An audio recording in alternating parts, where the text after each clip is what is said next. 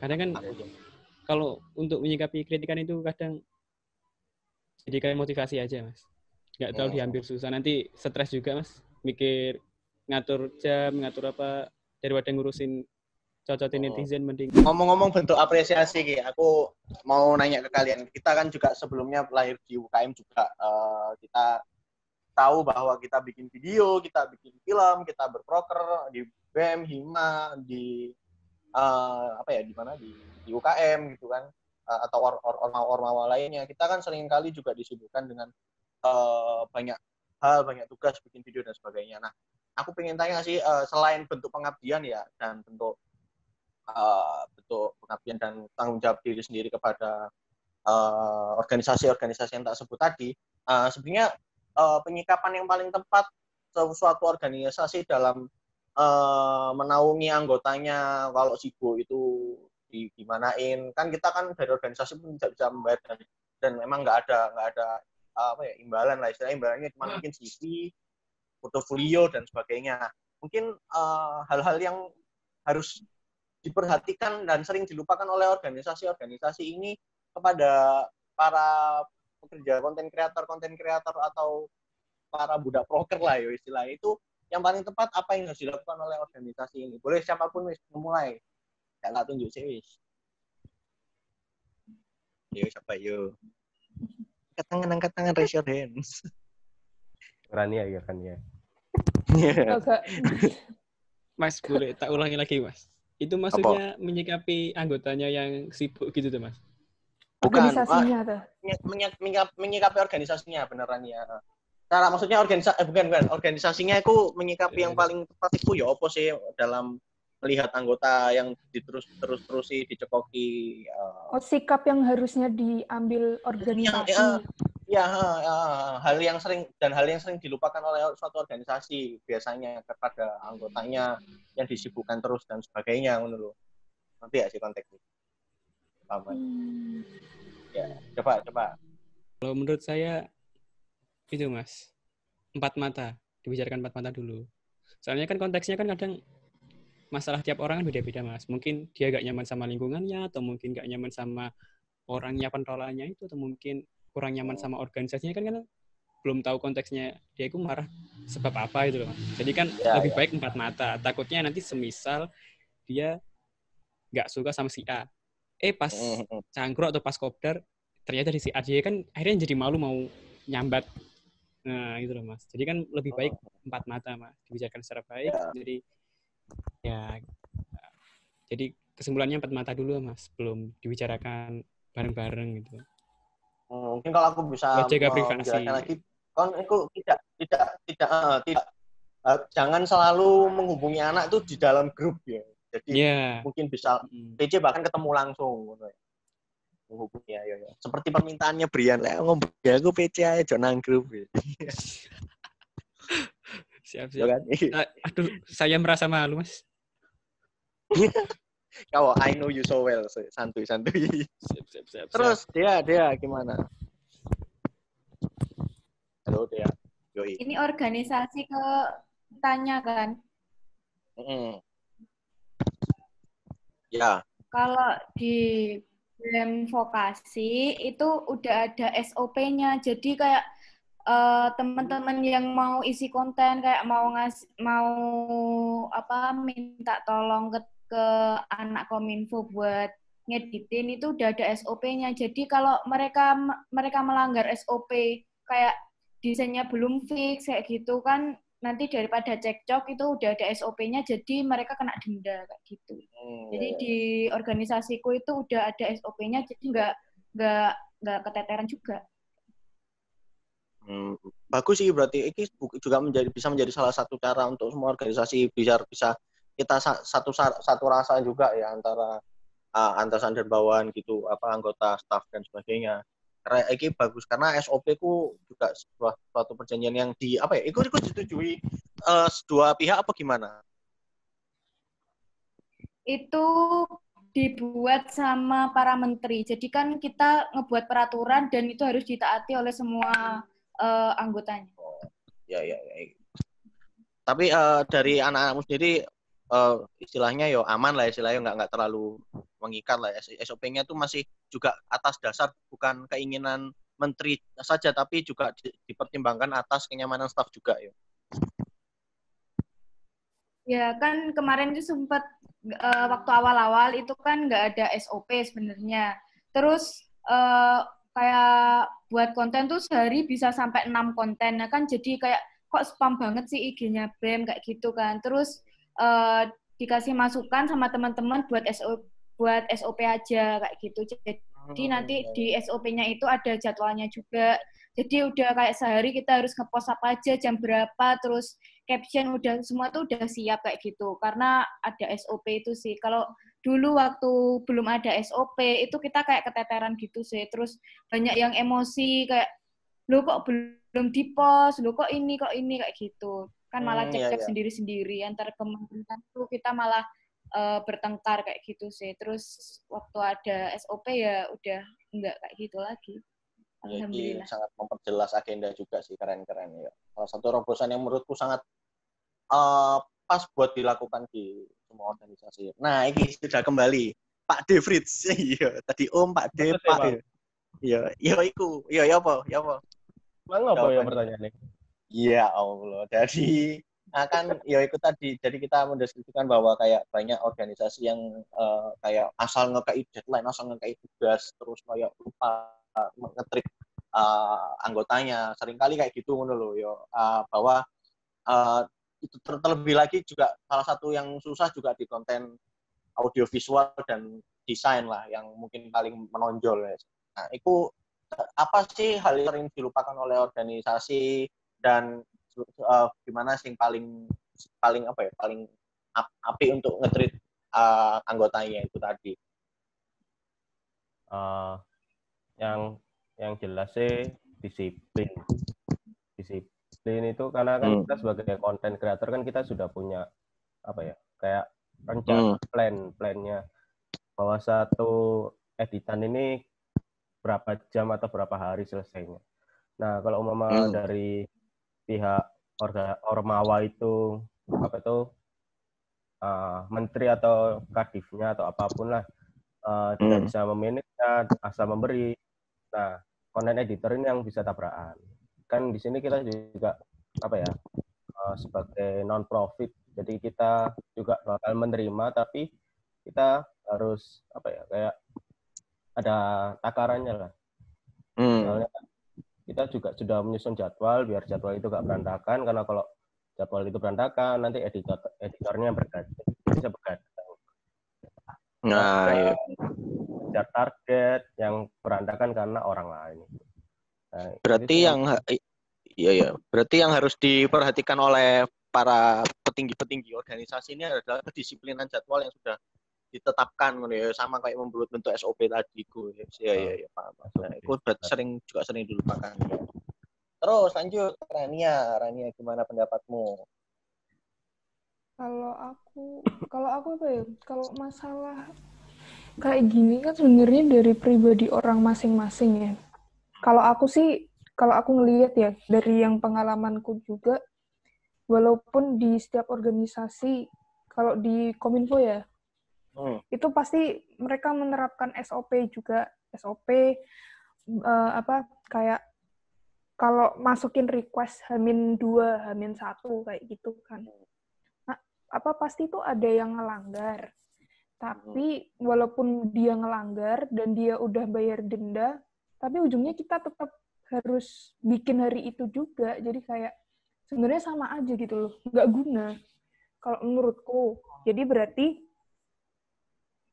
ya pribadi masing-masing aja. Kayak menurutku bener si Frit itu tadi, orang tuh harus lebih disiplin gitu loh, nggak bisa walaupun aku ngelanggar SOP kan aku udah bayar, jadi tetap dibikinin.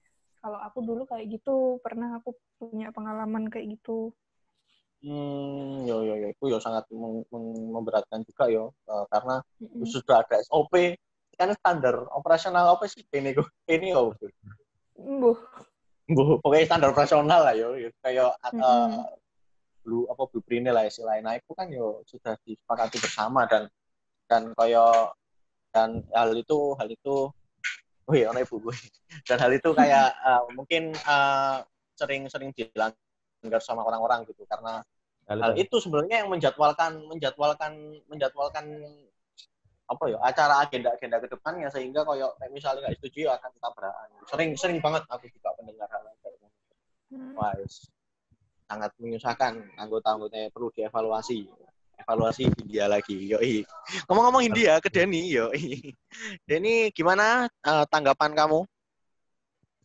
Ya, kalau aku jujur sangat setuju sama Brian ya. Lebih ke tatap mata dan ini kan sebenarnya kan sebuah bentuk resiko ketika ada sebenarnya berkorelasi sama yang pertanyaan tadi sih ke kritikal kita juga gitu kan. Kebetulan aku juga orang yang cukup berhati-hati untuk mengikuti sebuah organisasi. Jadi ketika ada sebuah organisasi itu aku lihat dulu apa sih yang track recordnya sebelumnya apa, misleadingnya apa aja gitu kan, aku kaji. Dan di sana ada oprek, ya kan, open recruitment. Kamu harus ketika kamu sudah berjanji untuk apa itu mengabdi sebuah organisasi itu, jadi saranku sih ya balik ke komitmen awal aja. Dan kalaupun ada masalah itu berarti benar miskomunikasi itu harus ada apa namanya personal to personal, jadi empat mata gitu. Jadi kalau misalkan ada masalah, kalau bisa itu jangan dibiarin lama-lama, nanti lama-lama julid sana sini malah kita juga keteteran untuk klarifikasi itu kan. Penting empat mata dulu sama sumber masalahnya tadi sih kalau saranku. Kalau terstruktur kayak dia itu bagus juga, tapi kan itu cukup apa ya, jarang juga kan kita menemukan sesuatu yang seperti itu. Makanya saranku sih untuk sesuatu yang lebih universal mending empat mata aja, empat mata dan klarifikasi itu sih. Komunikasinya harus dikedepankan, ya. Nah, ini mungkin mau masuk ke pertanyaan terakhir ya. Mungkin ini kita kan sebagai anak UKM sinematografi, kita tentu bernaung pada audio visual. Kita bikin film, konten-konten juga, kita upload ke YouTube, upload Instagram, kayak Denny juga gitu kan. Nah, tapi di sisi lain kita juga seorang mahasiswa. Nah, selain seorang mahasiswa, kita juga bikin film. Yang tadi yang filmmaker itu tadi bikin film, ada.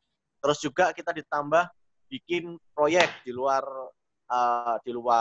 kuliah, dari freelance, dari kerja ikut tim kreatif dan sebagainya. Nah, mungkin pesan dari kalian yang sudah cukup agak lama ya, mungkin sudah dari semester 1 hingga sekarang dan mungkin akan terus berlanjut, bagaimana sih menyikapi mahasiswa sing kepingin bernaung bikin film, bikin konten yang banyak terus, tapi aku juga pengen kerja dan menjadi mahasiswa belajar yang benar. Itu gimana yang paling tepat?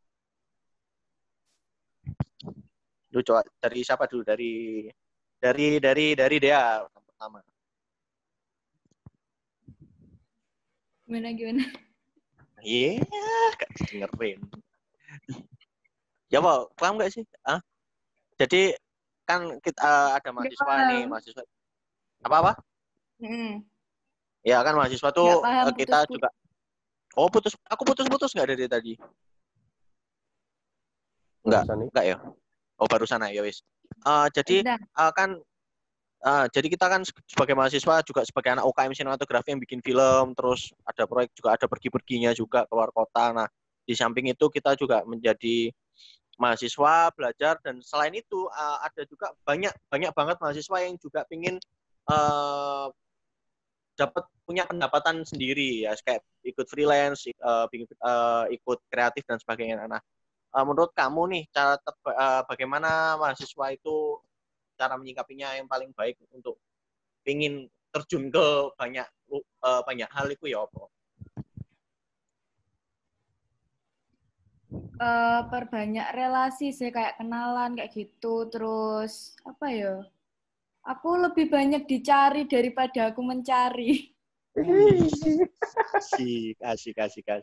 Nah, membangun mencari daripada aku mencari.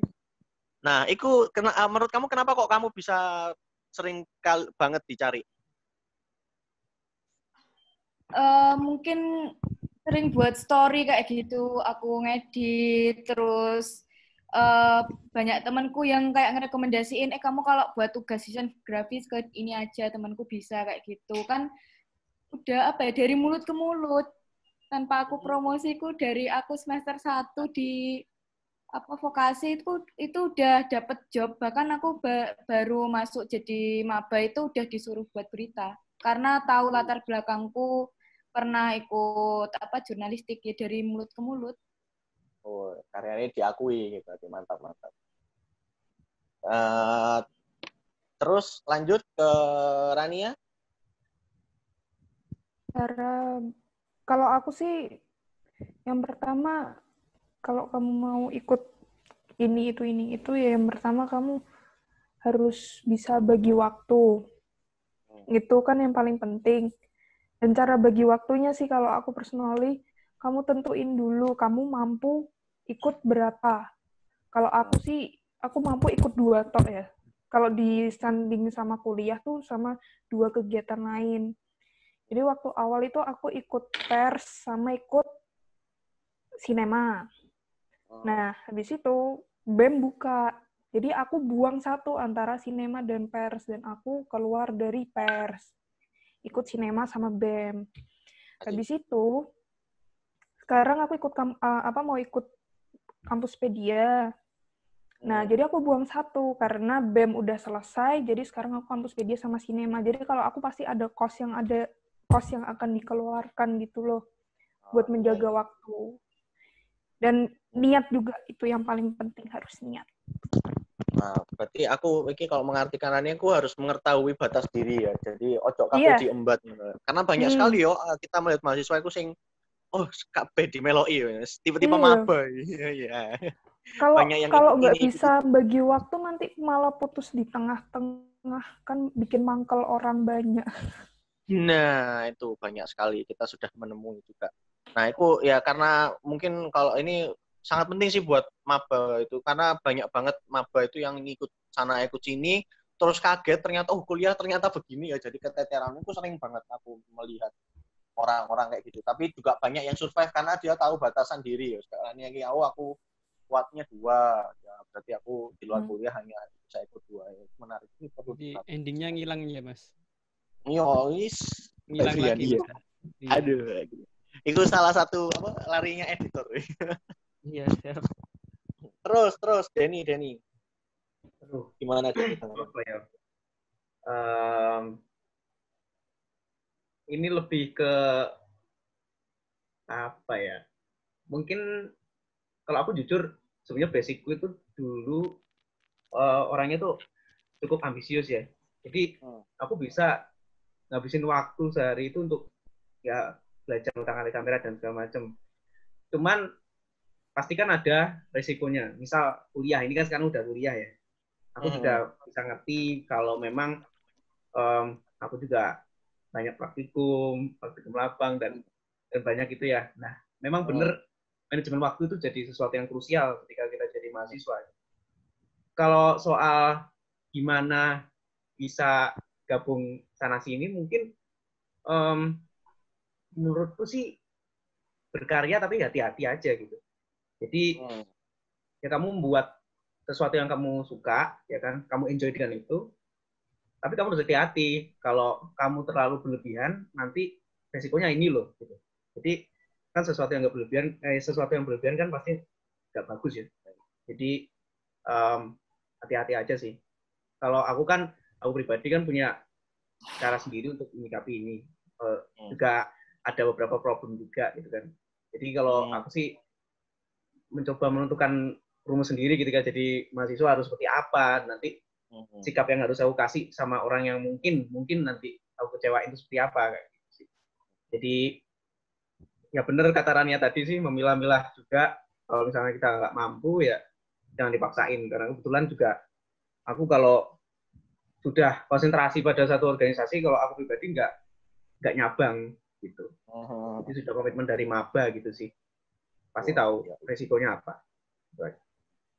Tapi kamu dalam menjalankan hobi itu selalu nyelip-nyelip ya, berarti kayak wingi diklat ambek ngonten. Terus ono ujian praktek ambek ngonten. Wis anjen filmmaker apa ya? Ya, Spontanitas saja sih sebenarnya. so, spontanitas. Kalau ada waktu, ada tempat, Tapi api spontanitas yo, anjane Deni. spontan aja lah. Oke, lanjut ke Fritz. Brian sih. Tidak lali pertanyaannya. Ya. Tak iling-iling sih. Kan. Aku mau Paling ngecek ngepas. soalnya. Oh, Sing pertama kan tadi relasi. Yang kedua bagi waktu. Yang ketiga ini mungkin lebih ke tetap waspada lah mungkin. Dan yang tak saranin selanjutnya mungkin mentalnya, Mas. Mental juga perlu. Soalnya kan misal antara kita kan content creator sama freelance lah. Kan beda konteks kan, Mas. Kalau mungkin konten kan lakukan hal yang apa yang kamu sukai lah, bebas. Kayak sebebas-bebasnya lah. Kalau masalah pekerjaan kan kita kan nyangkut orang lain, dan itu pun kerja lapangan secara bebas kan juga lingkungannya beda-beda juga kan, Mas. Jadi siapkan mentalnya juga. Jadi nggak serta-merta aku ki content creator, aku ki wis pengalaman dek kene, aku punya pengalaman di wedding, aku punya pengalaman di sini, tapi kalau mentalnya dia buat ngadepin klien atau ngadepin permasalahannya dia gak kuat, dia bakal stres sendiri gitu, Mas. Bakal stres sendiri. Iya. Jadi dipersiapin mental dulu lah, Mas, belum mencoba hal yang beragam, hal yang asik lah mungkin dilihatnya, tapi sebenarnya alhamdulillah. Kok alhamdulillah kan? Iya kan syukur. Iya, tetap disyukuri, Mas. Kan endingnya kan tetap ada depannya, Mas. Itu alhamdulillah. Iya. Karena ketika kita menyiapkan mental itu untuk kita persiapkan ke depannya, karena kita nanti akan bertemu dengan orang yang tidak kita kenal juga ya. Jadi banyak banget kita ketemu banyak orang yang kita nggak kenal, nanti kita berinteraksi. Nah, itu kudu siap untuk menghadapi semua itu ya, salah satunya ya. Selain mental deadline ya. Kembali lagi. Mental deadline. Content creator adalah mental deadline. Yo. Soalnya kan freelance kan kadang kerjanya gabung tim sama orang lain, Mas. Maksudnya. Jadi yo kudu meloki sisan ya. Ya menyesuaikan kerjasamanya mereka. Iya. Oke. Terus terakhir Prit, ya Allah tanggapannya? Kalau tanggapanku sih ya bersama sih sudah dijawab semuanya. Ya paling lah. Paling penting ya, aku berharap kata-kata mutiara. Enggak ada anjir. Oh, kata-kata mutiara, Pak Fritz. Kalau kita mau ini, mau itu, mau ke sana, mau ke sini, yang penting yang kita tahu itu harus batasan. Ya seperti yang Rania bilang, seperti orang-orang bilang, selama kita kenal batasan kita ya nggak apa-apa kamu ambil. Karena setiap kita ngambil satu orderan, setiap kita ngambil satu putusan, itu kita buang satu juga.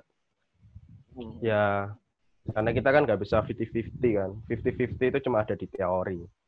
Di lapangan ya pasti nggak ada 50-50. Jadi selama kita yakin bisa megang entah 2, entah megang 3, megang berapa, selama kita yakin bisa mengejar yang lain ya nggak apa-apa. Tapi kalau memang dari awal batasan diri kalian tidak kalian lihat, kalian terobos saja, ya itu sama aja kayak membuang sesuatu yang mengejar sesuatu yang nggak berguna gitu. Iya. Batasan yang paling penting.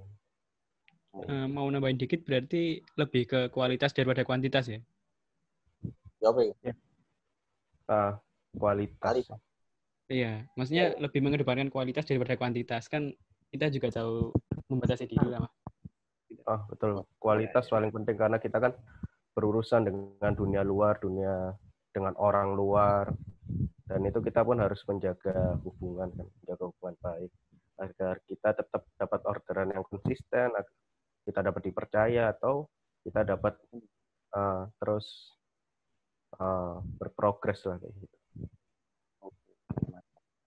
Oke. Itu mah bahasan yang sangat menarik ya dari teman-teman Sinema 17KB, Sinema 17 semua ini. Jadi kita melihat bahwa content creator, videographer itu kadang-kadang memang bisa berdikari, kita sesuai dengan sesuai dengan ekspektasi, sesuai dengan gambaran imajinasi. Tapi di sisi lain kita juga bisa berkembang melalui dengan melakukan bentuk konten audiovisual, desain itu juga untuk menghasilkan pendapatan sendiri. Kayak membuat company profile, video nikahan, dan sebagainya.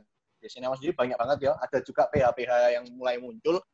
Dan ini bisa dilihat bahwa banyak orang yang kaget, termasuk aku ya. Kaget bahwa kayak, aku mikirku dulu audiovisual itu kita bisa mengkreasikan segala macam dalam satu video. Ternyata tidak bisa serta-merta ada request dari klien, ada deadline yang paling penting itu yo, yang paling banyak yang diresahkan oleh para konten creator dan juga apa itu jenenge kok review sih, apa sih jenenge, revisi. Nah, wes mungkin itu aja. Mungkin kalian work from home enggak ini? Masih ada proker yang tertinggal enggak? Work from home. Ditunda. Tapi untuk DA Art masih bikin desain, ada request masih? Masih jalan terus, alhamdulillah. Terus Rania juga masih terus ya, work from home terus ya, buat Kampuspedia. Aku work from home. Terus kuliah from home juga. Terus Brian, ada juga konten video yang masih dikerjakan atau apa? Alhamdulillah semua acara ditunda. Oh, berarti cuman fokus ngepes ya, fokus cangkruk, fokus ngepes. Oke, Fritz ada Fritz ono iki. Aku ngerti Snapgram-nya sibuk terus. Terus Snapgram-nya opo kan garap opo, Fritz? Ya, selama liburan ini ya himpunan ya masih tetap jalan. Karena aku juga ngurus editingnya himpunan. Dan juga kalau gabut banget ya nerima orderan, kalau mager ya lihat anime ya. Wah, Yun anime nomor 1. Bapak, yo kemarin Bapak Ibu ya. Kamu juga Kak. Udah berapa episode itu? Ya aku kemarin ngelihat Fritz itu nang kapal-kapal TNI loh, kayak video. Iku nggak ya apa, Fritz? Ya itu buat company profile-nya mereka juga sih. Oh, kan Kak Dila mau diajak jadi tentara di sana. Nggak kuat Melayu, Mas. Curung latihan. Snapgram-e lho, aku khawatir sama kritiki engko dadi sosmed TNI melayu-melayu sisan latihan TNI kamu. Iya, kurus berarti ngono. Terus Denny mungkin apa? Iya, Denny Kak garap apa-apa iki, Dan? Garap tugas. Garap laporan. Ya program aja lah. Tapi nanti laporan terus. Apa-apa? Ya itu sih praktikum from home sih kalau aku. Tapi ya kamu tetap bikin video ngono ya. Aku lihat video-video lama ya gitu. Ya, butet-butet bekas lah kayak gitu aja. Ya. Ya wis. Mungkin iku ae untuk obrolan Cinema Talk kedua iki, terima kasih buat teman-teman yang udah menyempatkan waktunya. Sukses terus yo teman-temanku di mana pun kalian berada. Tetap berdamailah dengan deadline, berdamailah dengan diri sendiri, ya. Yoi. Yang mau dapat, semoga nanti setelah COVID ini proyeknya tambah banyak, tambah maju lah, pokoknya tambah sukses lah ya.